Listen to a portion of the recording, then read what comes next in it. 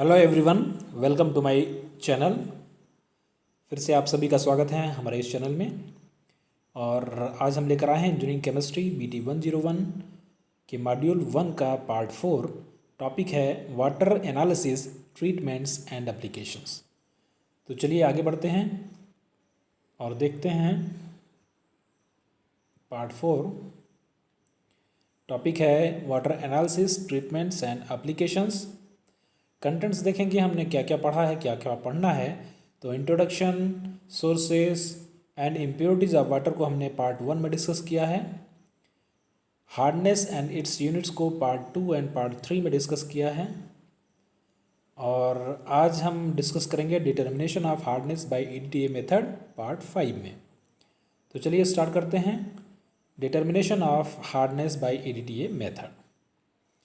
और अगर आप फर्स्ट टाइम व्यूवर हैं तो मैं आपसे रिक्वेस्ट करूंगा कि आप मेरे चैनल को लाइक, सब्सक्राइब ज़रूर कर दें और साथ ही साथ बेल आइकन पे प्रेस कर दें, जिससे आगे आने वाली वीडियोस के नोटिफिकेशन आप तक आसानी से पहुंच सके।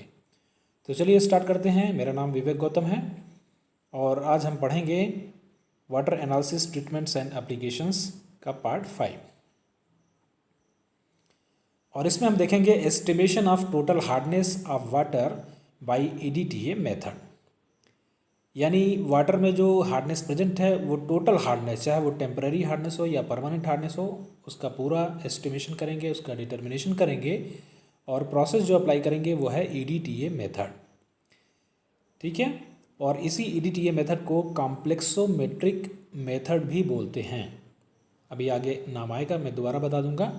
ध्यान रहे, EDTA मेथड को ही कॉम्प्लेक्सोमेट्रिक मेथड के नाम से भी जानते हैं। तो यहाँ पर मैं इस चीज़ को इस तरह बताने वाला हूँ कि आपका प्रैक्टिकल पोर्शन भी कवर हो, साथ ही साथ आपका थ्योरी पोर्शन भी कवर हो। तो दोनों चीज़ों को एक साथ लेकर चल रहा हूँ, इसलिए आपको थोड़ा सा सावधानी से समझने की ज़रूरत है।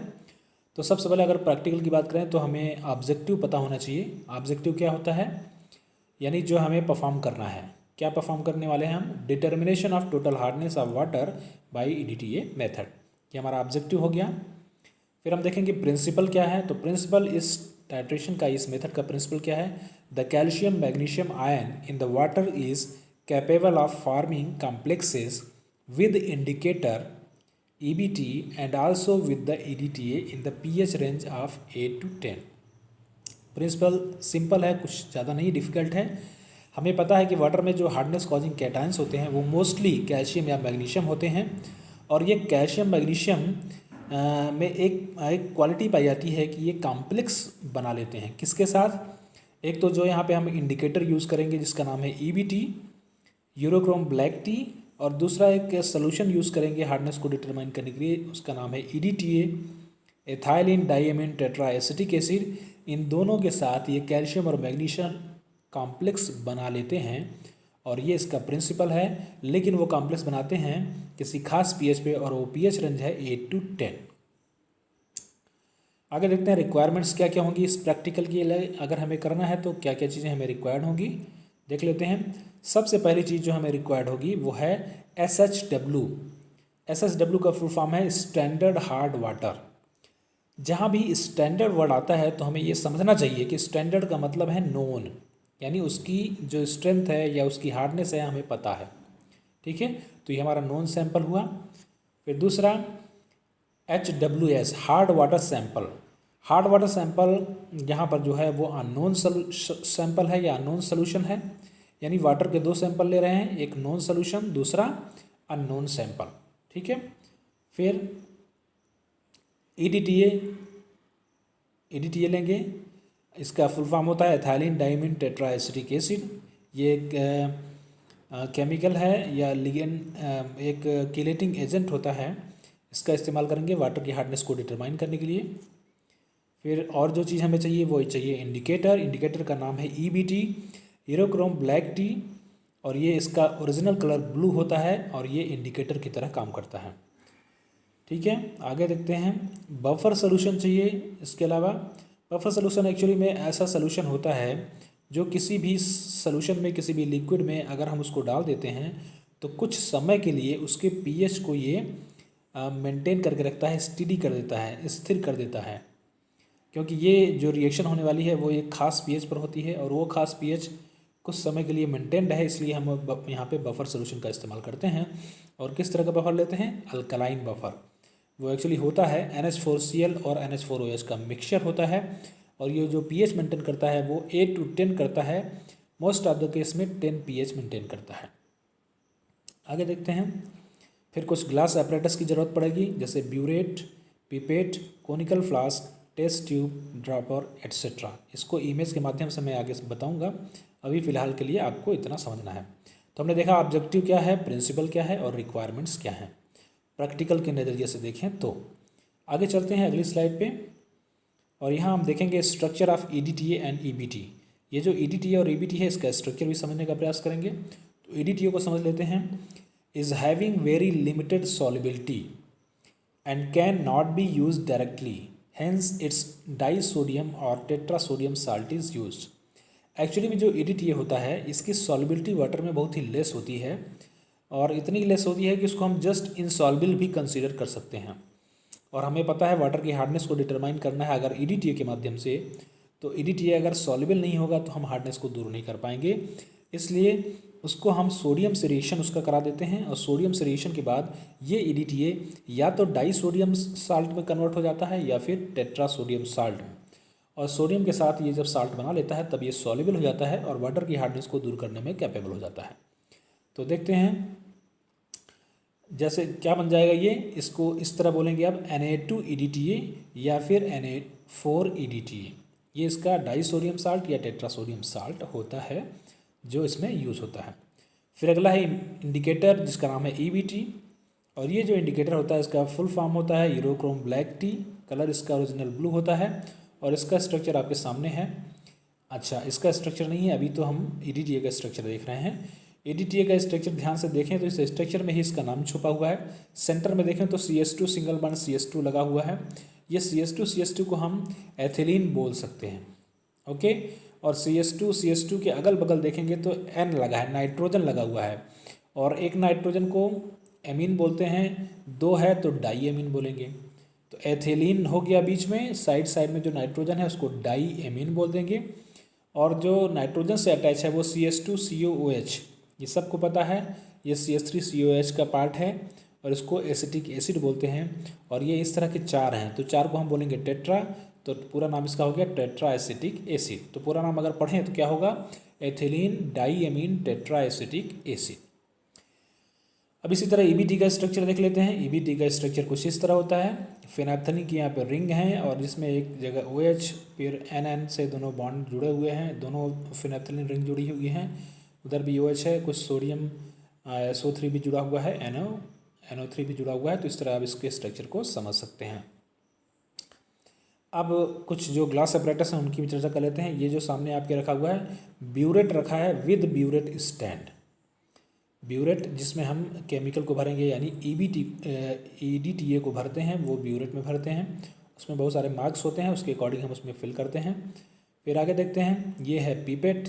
पिपेट इसको मुंह से सक करते हैं, जितना भी हमें चाहिए 10 ml इसमें आ सकता है एक बार में, उसको प्रॉपर तरीके से सक करते हैं और उसको बीकर में लेके टेस्ट के लिए हम यूज़ करते हैं। फिर आगे है, ये है बीकर। इस बीकर में ही वाटर सैंपल लेकर टेस्टिंग करते हैं। फिर है ये टेस्ट ट्यूब। टेस्ट ट्यूब में भी बफर सोल्यूशन अगर लेना है तो 5 ml के आसपास लेना है, तो इसमें भी रिमार्क डला होता है, तो 5 ml हम यूज़ कर लेते हैं। एंड लास्ट है ये ड्रॉपर। ये ड्रॉपर का ऊपर का जो ब्लैक कलर का हैंडल दिख रहा है उसको हम पुश करके इसमें कोई भी लिक्विड भर सकते हैं, और जितनी ज़रूरत है उतना यूज़ कर सकते हैं। तो जब हम EBT इस्तेमाल करते हैं इंडिकेटर, उसकी 1 या 2 बूंदें चाहिए तो ये ड्रॉपर से अच्छे तरीके से आ जाता है। आगे चलते हैं, फटाफट देखते हैं इसका थ्योरी एंड रिएक्शंस क्या हैं। तो थ्योरी समझ लेते हैं। Take 10 ml of hard water plus add 5 ml of buffer solution plus add 1-2 drop of EBT indicator. यानी इसमें क्या क्या मिला रहे हैं। अब यहाँ पे जब हम हार्ड वाटर ले रहे हैं तो इस चीज़ को यहाँ पे समझना है कि हार्ड वाटर को डायरेक्ट नहीं लेना है। पहले हमें जो हमने स्टैंडर्ड हार्ड वाटर लिया था, पहला टेस्ट उसके साथ करते हैं। तो यहाँ पर एक ही हमने लिख दिया है, दोनों को इसे कंसिडर करना है, सेम प्रोसेस होती है। सबसे पहले हम 10 ml स्टैंडर्ड हार्ड वाटर लेते हैं और 5 ml बफर सोल्यूशन डालते हैं, एक या दो ड्रॉप डालते हैं EBT इंडिकेटर का, और क्या करते हैं, तो solution turns into wine red. तो जो हमारा सोल्यूशन बनता है ये सब डालने के बाद, तो हमारा सोल्यूशन वाइन रेड कलर में चेंज हो जाता है और क्या फॉर्म करता है, एक अनस्टेबल कॉम्प्लेक्स का फॉर्मेशन करता है। किसके किसके बीच में कॉम्प्लेक्स बनता है, ध्यान से देखें, कैल्शियम, मैग्नीशियम और EBT, यानी इंडिकेटर के साथ इस वाटर में प्रेजेंट जो कैटायंस हैं उनका इंडिकेटर के साथ पहला कॉम्प्लेक्स बनता है जो अनस्टेबल नेचर का होता है और उसका कलर होता है वाइन रेड। ये हमने किसके साथ किया, पहले स्टैंडर्ड हार्ड वाटर सैंपल के साथ किया, यानी नॉन सोल्यूशन के साथ किया, फिर यही प्रोसेस हमने अननोन सोल्यूशन के साथ भी किया। ठीक है, सेम प्रोसीजर है। आगे देखते हैं, इन ड्यू कोर्स, फिर जब ऐसा कर लेते हैं तो फिर आगे क्या करते हैं, in due course when EDTA is added. इतना करने के बाद जब कलर चेंज हो चुका है, एक अनस्टेबल कॉम्प्लेक्स बन चुका है, तो अब उसको हम ब्यूरेट के नीचे रखते हैं और वहाँ से EDTA को धीरे धीरे इसी सोल्यूशन में डालते हैं। जब EDTA को धीरे धीरे डालते हैं तो क्या करता है, first it forms very stable and colourless compound with ions. तो वाटर में अभी कुछ कैल्शियम और मैग्नीशियम आयन प्रेजेंट होते हैं, फ्री होते हैं, तो उनके साथ ये EDTA एक कॉम्प्लेक्स बना लेता है। कैसा कॉम्प्लेक्स, स्टेबल कॉम्प्लेक्स और कलरलेस कॉम्प्लेक्स बनाता है। किसके किसके बीच बनता है, कैल्शियम, मैग्नीशियम और EDTA के बीच में। ठीक है, after all free calcium magnesium ions are consume, जब पूरा का पूरा कैल्शियम और मैग्नीशियम जो फ्री है वाटर में वो पूरा का पूरा कंज्यूम हो जाता है, उसके बाद हम EDTA फिर से रन करते हैं। तो अब EDTA को कॉम्प्लेक्स बनाने के लिए कोई भी फ्री कैल्शियम और मैग्नीशियम अवेलेबल नहीं है वाटर में। तब क्या करता है, वो देखता है कि कैल्शियम और मैग्नीशियम कहाँ से मिल सकता है, तो उसको समझ में आता है कि एक अनस्टेबल कॉम्प्लेक्स भी बना हुआ है जो कैल्शियम, मैग्नीशियम और इंडिकेटर के बीच में है, वहाँ से हम उसको तोड़कर कैल्शियम, मैग्नीशियम ले सकते हैं। और ऐसा ही होता है, यानी ये अनस्टेबल कॉम्प्लेक्स ब्रेक होता है। ब्रेक होने के बाद जो कैल्शियम, मैग्नीशियम यहाँ से रिलीज होता है, उसके साथ EDTA कॉम्प्लेक्स बना लेता है। कैसा कॉम्प्लेक्स, स्टेबल और colourless.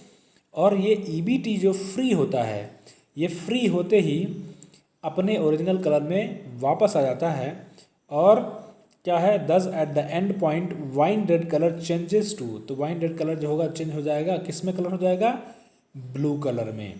As EBT gets free, जैसे ही EBT फ्री होगा वो कलर चेंज होकर ब्लू कलर में कन्वर्ट हो जाएगा, इसलिए हमारा एंड पॉइंट में जो सोल्यूशन मिलता है वो ब्लू कलर का मिलता है। आगे देखते हैं रिएक्शंस क्या होती हैं, फटाफट देख लेते हैं। सबसे पहली रिएक्शन होती है कैल्शियम और मैग्नीशियम, कैल्शियम, मैग्नीशियम और इंडिकेटर के बीच में, EBT के बीच में। कब होती है, HPH 10 पर, pH 10 पर होगी तो कॉम्प्लेक्स बनेगा CaMg EBT। ये होता है unstable complex wine red colour का। फिर दोबारा जब हम EDTA में डालते हैं तो EDTA ढूंढता है फ्री कैल्शियम, मैग्नीशियम को, अगर वो अवेलेबल है तो उसके साथ कंबाइन होता है pH 10 पर ही और एक कॉम्प्लेक्स बनाता है CaMg EDTA के बीच में जो स्टेबल होता है, कलरलेस होता है। फिर तीसरे स्टेप में देखते हैं कि अब EDTA तो हम डाल रहे हैं लेकिन अब फ्री कैल्शियम और मैग्नीशियम प्रेजेंट नहीं है, तो वह अनस्टेबल कॉम्प्लेक्स को ब्रेक करता है, कैल्शियम, मैग्नीशियम और EBT वाले को, और वहाँ से कैल्शियम, मैग्नीशियम लेकर एक स्टेबल कॉम्प्लेक्स बना लेता है कैल्शियम, मैग्नीशियम, EDTA के बीच में, और EBT यहाँ से फ्री होता है और अपने ओरिजिनल कलर में रीअपियर हो जाता है। ठीक है, तो एरो के माध्यम से ये देख लेते हैं, ये एरो लग गया, ये भी लग गया, ब्रेक हुआ, सॉरी एक मिनट, तो इस तरह ये कंप्लीट हुआ। ऑब्जर्वेशन टेबल की बात करें तो ये रिएक्शंस हो गई। अब ऑब्जर्वेशन टेबल कैसे बनानी है, तो ऑब्जर्वेशन टेबल हमें बनानी है दोनों के लिए स्टैंडर्डाइजेशन। पहला है स्टैंडर्डाइजेशन ऑफ EDTA जो नॉन सैंपल के लिए है, तो नॉन सैंपल के लिए टेबल देखो कैसे बनाते हैं, फटाफट से देखें। सीरियल नंबर है वॉल्यूम ऑफ वाटर, किसका, स्टैंडर्ड हार्ड वाटर का, फिर volume of EDTA solution, run down.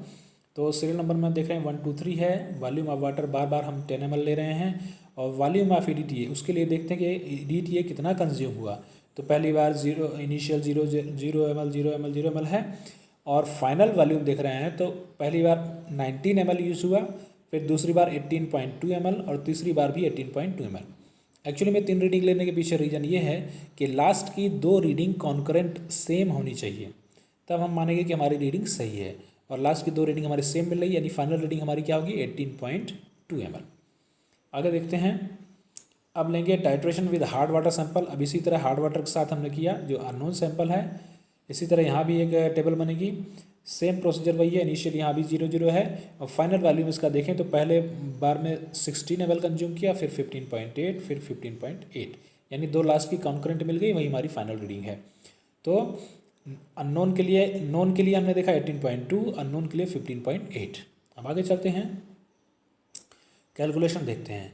Calculation के लिए थोड़ा सा सावधानी से देखना पड़ेगा। फार्मूला सिंपल है, आप लोगों ने पहले भी यूज़ किया होगा, N1V1 इक्वल्स टू N2V2, इस फार्मूले को लेकर चल रहे हैं। लेकिन यहाँ पे डिसाइड करना पड़ता है कि N1 क्या है और N2 क्या है।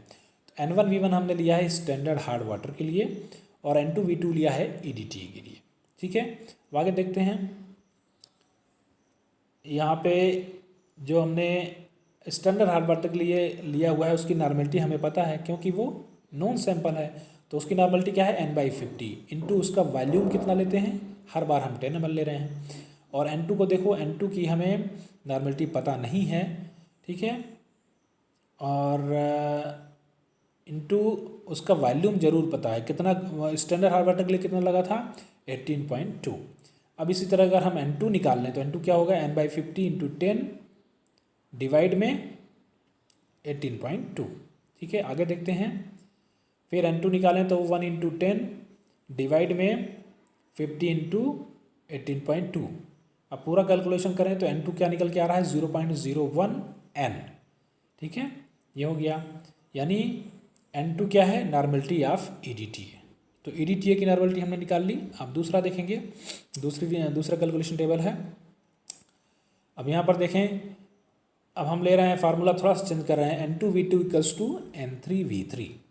तो N2V2 सेम कंडीशन चूँकि EDTA यूज़ कर रहे हैं तो N2V2 यहाँ पे सेकंड पोजीशन पे EDTA था, यहाँ भी EDTA लेंगे। और N3V3 को हम ले रहे हैं हार्ड वाटर सैंपल, जो अननोन सैंपल है उसके लिए, उसकी वैल्यूज़ रखते हैं। तो N2 अब हमें पता चल चुका है 0.01 N है, हमने लिख दिया।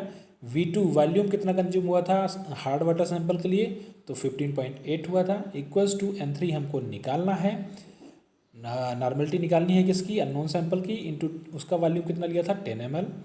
आगे देखते हैं, तो N3 निकालेंगे तो 0.01 N इंटू 15.8 डिवाइड में 10, और आगे कैलकुलेशन करें तो N3 हमने निकाल लिया 0.158 N डिवाइड में 10, और पूरा कैलकुलेशन किया तो आ गया N3 0.0158 N, और ये क्या कहलाएगा, N3 normality of hard water sample.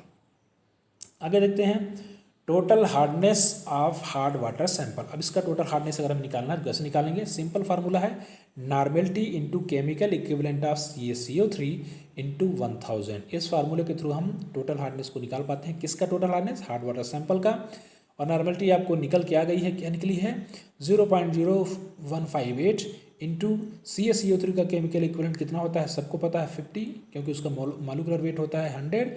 तो केमिकल इक्विवेलेंट कितना हो गया 50 इंटू 1000 का मल्टीप्लिकेशन कर दिए तो टोटल हार्डनेस निकल के आ गई 790 ppm, 790 ppm, या इसी को हम मिलीग्राम्स पर लीटर भी बोल सकते हैं।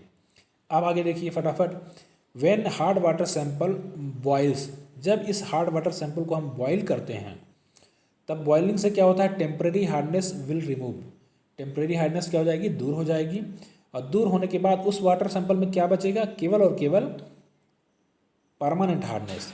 तो यहाँ पर लिखा है which is filtered of, temporary hardness को हमने फिल्टर कर दिया आफ्टर टाइट्रेटिंग विद बॉइल्ड वाटर। अब बॉइल्ड वाटर के साथ अगर हम टाइट्रेशन करते हैं, एक और टाइट्रेशन करते हैं बॉइल्ड वाटर के साथ में, तो वी गेट परमानेंट हार्डनेस, तब हमको परमानेंट हार्डनेस मिल जाती है। आगे देखते हैं क्या है, परमानेंट हार्डनेस का भी कैलकुलेशन यहाँ पे कर दिया है, देख लें फटाफट। Serial number, volume of water, लेकिन वाटर यहाँ पे कौन सा है, boiled water, volume of EDTA consume, ये देख लिया। तो इसमें फाइनल वॉल्यूम निकल के आ रहा है 9.0 और 8.4, यानी फाइनल वॉल्यूम क्या है 8.4 ml फॉर बॉइल्ड वाटर। फटाफट इसका भी कैलकुलेशन देख लेते हैं। उसी तरह है प्रोसेस, N1V1 वाला तो आपको पता ही है 0.01 N निकल के आया था। इसका जो इम्पोर्टेंट है वो हम देखेंगे ये वाला N2V2 वाला, या इसको N3V3 N4 भी कर सकते हैं, और हमने कर दिया है शायद N2V2 इक्वल्स टू N4V4 कर दिया है, ठीक है, कन्फ्यूज़न ना हो। तो N2V2 की वैल्यू तो आपको पता ही है, वो रख दिया हमने, और N4 हमें निकालना है और उसका वॉल्यूम भी 10 है, ये भी पता है। तो इसको कैलकुलेशन करके हमने निकाला तो कुछ आ रहा है 0.0084 n, ये हो गया N4 normality of boiled water. अब नॉर्मलिटी ऑफ बॉइल्ड वाटर निकल गई तो फार्मूला वही ले लेंगे, permanent hardness of hard water sample, normality into chemical equivalent of CaCO3 into 1000, और यहाँ पे नॉर्मलिटी है 0.0084 इंटू 50 करेंगे इंटू 1000 करेंगे तो परमानेंट हार्डनेस निकल के आ गई 420 ppm या 420 मिलीग्राम्स पर लीटर। पहले हमने टोटल हार्डनेस निकाला था, अब परमानेंट निकाल लिया। अब टोटल हार्डनेस से परमानेंट को माइनस कर देंगे तो टेम्परेरी निकल जाएगा। देखते हैं आगे टेम्परेरी हार्डनेस कैसे निकलेगी, total hardness minus permanent hardness. Total hardness कितनी थी 790 माइनस 420 इक्वल्स टू 370 ppm आपका आ गया temporary hardness. Okay, I think आपको समझ में आ गया होगा। Thanks for watching. और अगर वीडियो आपको अच्छा लगा है तो मेरे वीडियो को लाइक करें, चैनल को सब्सक्राइब करें और बेल आइकन पर प्रेस करें ताकि आगे आने वाली वीडियोस के नोटिफिकेशन आप तक आसानी से पहुंच सकें। Till then keep learning.